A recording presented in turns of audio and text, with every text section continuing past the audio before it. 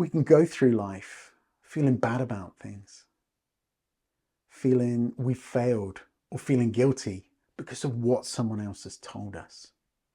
Something we don't think to challenge or consider. And I've got a story now I think everyone needs to hear. I remember meeting someone who was out of work. They were struggling. And they came to me, they're in a bad place. And I asked them to tell me what happened.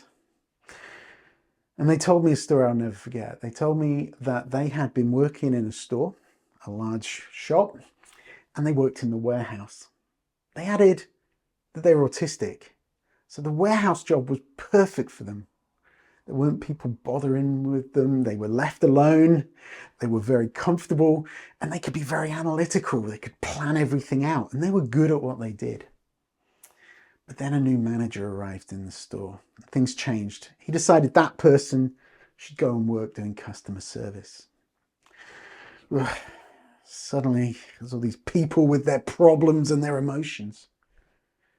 He couldn't cope. And that manager came to him and he told him he'd failed, that he had to lose his job. And that person believed it. They believed they'd failed. But I just suddenly thought of something on the spot. And I just asked them a simple question. I said to them, imagine there's a coach of a rugby team and they're new and they come in and they make the big decision to swap the prop and the winger. And for those of you that don't know rugby, the prop is usually a big guy that is responsible for pushing with other people to win the ball. The winger, although it changes a bit now, they're normally the smaller guys, a lot more agile, and their role is to run very quickly and avoid contact. So let's just think about what would happen here. You suddenly decide they need to swap. Well, neither of them are likely to be successful. That prop, although he's very big, very durable, he's not going to be able to sprint. He's not going to be able to evade. He's unlikely to score. The smaller guy could even get hurt in the scrum. It's not going to happen. So do we blame them? They're both very good at what they do. They're both essentially built for their job. And when I asked him that, he just suddenly said, well, no, that wouldn't be their fault. And the penny dropped. So have a think.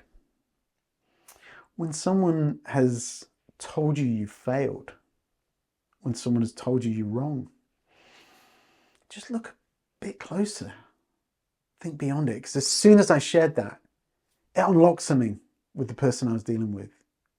They suddenly looked at their story a lot differently. I could see that spark. I see that confidence. They were suddenly aware of their own strength and their own potential. That's just one little story that can remind us of that. And it's so easy to fall into someone else's narrative. So what I suggest you now, just go away, have a think, see what happens. Thank you.